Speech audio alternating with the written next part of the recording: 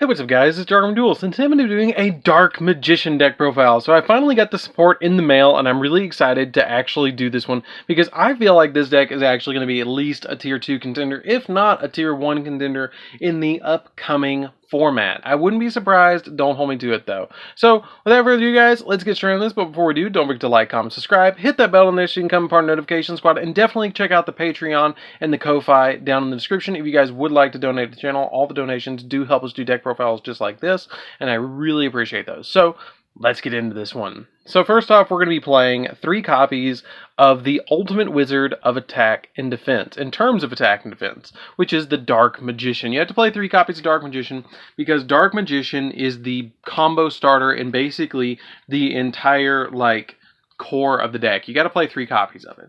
Then we play 2 copies of Magician of Dark Illusion. Magician of Dark Illusion is one of those interesting cards that basically has the effect of its name becomes Dark Magician while it's on the field, and then it has 2 effects as well, one of which being during your opponent's turn if you activate a spell or trap or effect, except during the damage step, you can special summon it from your hand, and then if you activate a spell or trap while this card's on the field, you can target a Dark Magician in your graveyard and special summon it, but you can only use this effect once while it's face up on the field to special summon the Dark Magician.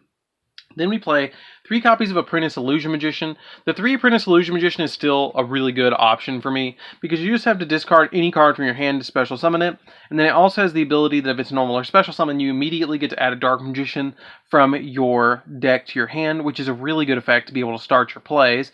And then during damage calculation of a Dark Spellcaster monster battles, you can send her from the field or your hand to the graveyard to make that Dark Spellcaster go up by 2,000 attack points. So she can really help you though TKs. Then I play a single copy of Dark Magician Girl. Dark Magician Girl is definitely a one-of in here, because you can actually use it in tandem with the card called Bond Between Teacher and Student. You can use it with this and then immediately go into the Dark Burning Magic to be able to wipe your opponent's field.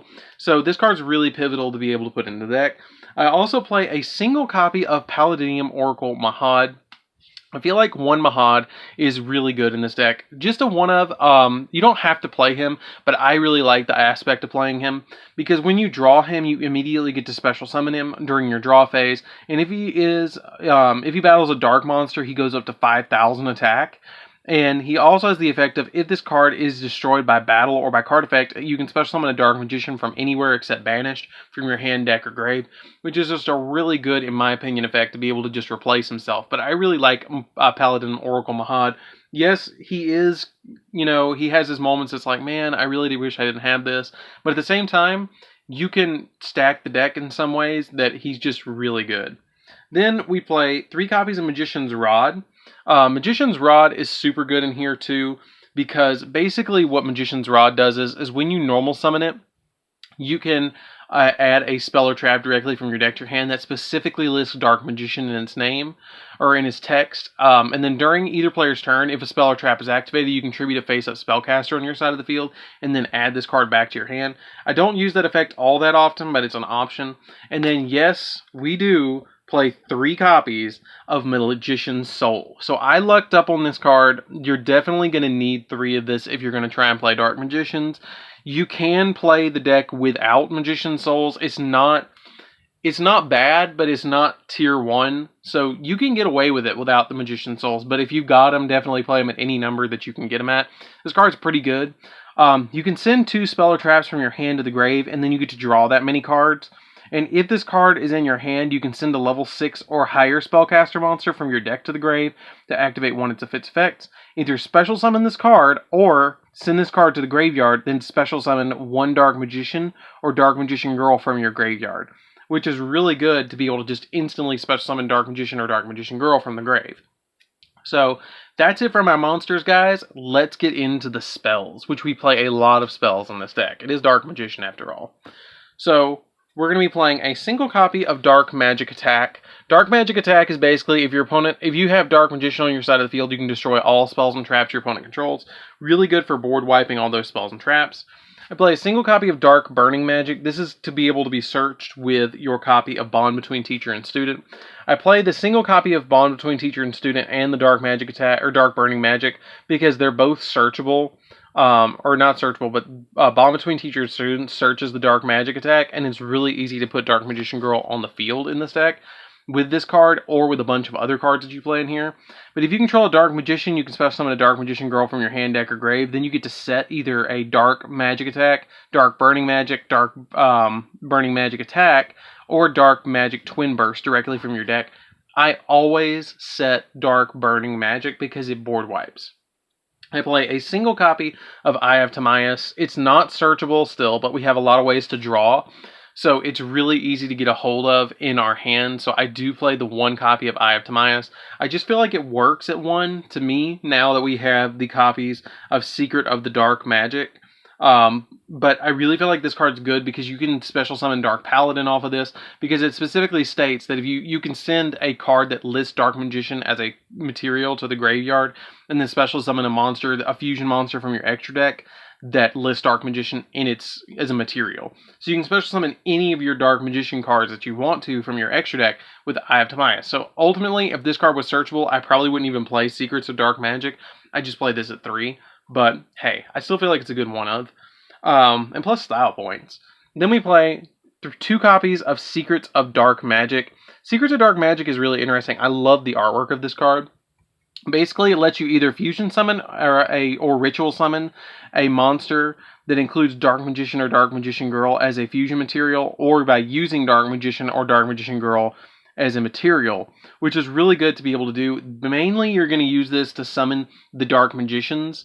It's a really easy card to summon out in this deck, but basically all you're trying to do is summon that with this card. You can also summon a copy of, I think that's the only one you can summon with this card. Yeah, that's the only one that you can summon with this one, but Eye of Timaeus lets us go into a lot of other stuff. That's why I still play Eye of Timaeus in here. Then we play 3 copies of Soul Servant, which is another one of the new Dark Magician cards. This card is really good. Basically, it lets you place a card on top of your deck from your hand, deck, or graveyard that lists Dark Magician as specifically, or Dark Magician Girl, or is a Dark Magician in its text. And then during your main phase, you can banish this card from your graveyard to draw cards equal to the number of Paladinium monsters, Dark Magician, and or Dark Magician Girls with different names in your field and in the graveyard, which is why I play a Mahad, because it lets us draw 3 if we have Mahad in grave or on the field, and Dark Magician and Dark Magician Girl.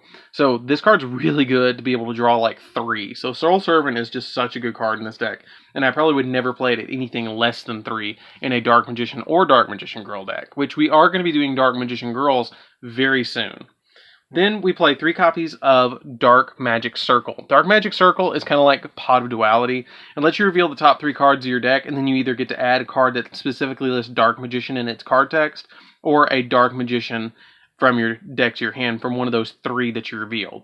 Then you can put them back in any order, which really helps with Paladinium Oracle Mahad, because you can just put him on top of the deck, and then next, when you draw, you'll be able to special summon him. This card also lets you banish a card on the field when you special summon a Dark Magician to your side of the field once per turn, which is really good. Then we play 3 copies of Super Polymerization. This card's really good, and people don't realize that they should main deck this in this deck, because the materials for the Dark Magician, the Dragon Knight, just says, hey, I want a dragon and a Dark Magician, so you can use Super Poly to summon it. You can also use the Super Poly to summon something like Dark Cavalry, because it says a Dark Magician and a Warrior monster. So you have a lot of cards in this extra deck. You have like 4 different targets in this extra deck, including the Dark Magicians. You can summon that off of Super Poly as well. If your opponent's playing Spellcaster, Warrior, or Dragon, which they're always going to, you can just instantly use that to summon it. Then we play 3 copies of Call by the Grave, because we just don't want to deal with hand traps at all. So that's it for the spells, guys. Let's get into the traps, which we actually do play a couple of traps in here. So we're going to be playing 1 copy of Magician's Combination. This card's really interesting. Basically lets you switch your Dark Magicians and Dark Magician Girls on the field. It lets you tribute a Dark Magician or Dark Magician Girl to special summon a Dark Magician or Dark Magician Girl from your hand or your graveyard with a different name from the tributed monster. And if you do, immediately negate the activation of the card effect when your opponent activates an effect. So it lets you flip-flop them and negate stuff, which is really cool. And if this face-up card on the field is destroyed in your spell and trap card zone, you can destroy a card on the field, which is really, really, really good. to be able to just pop stuff. I still play 3 Eternal Souls. You probably could cut this down, but I like the 3 because it just instantly special summons Dark Magician onto your side of the field. And then I play 3 copies of Magician's Navigation. Magician's Navigation is still good as a 3-of to me because it just swarms so fast. And it has that ability that you can banish it from the graveyard to target a face-up spell or trap on the field, and then negate its effects, which can be comboed with something like Infinite Impermanence or something like that. If your opponent activates Impermanence, you can chain this to the Impermanence and then negate the Impermanence, or Twin Twisters, or anything that they're trying to do. But being able to special summon a Dark Magician from your hand and then special summon a level 7 or lower spellcaster from your deck is really good. So that's it for the main deck, guys. Let's get into the extra deck. So for the extra deck, I'm going to be playing 2 copies of the Dark Magicians. So you don't have to play 2, but I feel like 2 is the optimal number for me. You could get away with 1 if you're trying to go a little bit more budget, but I mean, if you're playing 3 Magician Souls, you might as well play 2 copies of this. Or not 2 Eternal Souls, the Magician Souls. You might as well play 2 copies of the Dark Magicians. But this card's effect is that once per turn, if a spell or trap is activated, you can draw a card, and then if it was a spell or trap that you drew, you can set it. And if it was a trap or a quick play spell, you can immediately activate it, or you can activate it the same turn it was set, which is really cool. And then if this card is destroyed, you can special summon both a Dark Magician and Dark Magician Girl from your hand, deck, or grave. So it replaces itself as well. So this card is really, really, really good. I really love playing the Dark Magicians. It's just a really neat card. Then we play a single copy of Dark Magician, the Dragon Knight.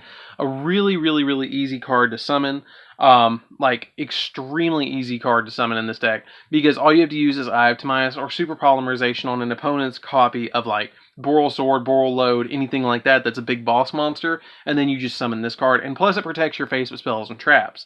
1 copy of Dark Paladin. Dark Paladin is just an Eye of Timaeus target. I usually summon this if I draw Eye of Timaeus because it negates spells, which is really good because it has the ability that, let's see, you can negate the activation of 1 spell card and destroy it per turn by discarding a card from your hand. Like, I know that's old school text. Then we play a single copy of Dark Cavalry, another Super Poly target, and a Eye of Timaeus target that lets you gain 100 attack for each spell and trap in your graveyard, and it inflicts piercing damage as well. And it also has the ability that when a card or effect is activated that targets a card on your field, you can discard a card and negate the activation if you do destroy it, which is really good for protection. We play Starving Vid Infusion Dragon as another Super Poly target. We also play Mud Dragon as a Super Poly target. 1 copy of Boral Sword. Boral Sword really helps out with OTKs. I don't make this that often, but it's there if you need it. Wee Witch for the Link Arrows. I am basically maining my entire channel around Master Rule 5, but you can use Wee Witch in order to have boosted attack points. I do play Crowley. Crowley helps out too because it gives you the ability to normal summon a level 5 or higher spellcaster type monster for free.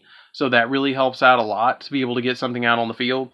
1 Red Eyes Flare Metal because it's not a Dark Magician deck with a little Red Eyes in it, which we're going to get that Red Eyes card soon, and it's going to be really dumb. But basically this card is just pay 500, or your opponent pays 500 for every time the activator burns them for 500 every time they activate an effect. Big Eye to take their monsters. 1 copy of Ebon Illusion Magician because it's good in every single Dark Magician deck. I play Ebon High Magician. Ebon High Magician is something that I don't make that often, but I still kind of want to play it for situations that you might need it. And 1 copy of Noriato, the Moral Leader, because it negates spells and traps. Really good effects. So that's it for the deck, guys. I hope you enjoyed this one. This deck is so good and so consistent now, it's ridiculous. Like, I used to have problems with Dark Magicians because they were kind of inconsistent because they didn't have enough monsters to normal summon, and you had to throw stuff in here like spell books and stuff like that to draw deeper in the deck, but not anymore. You don't have to deal with that anymore. You just basically put in the regular Dark Magician stuff, and it is a pure Dark Magician deck. So, anyways, guys, this is DarkArmedDuelist. Don't forget to like, comment, subscribe. Tell me what you think of this deck down in the comments down below, and don't forget to hit that bell down there so you can also become part of the notification squad, and I'll see you guys in the next video. See you around, guys.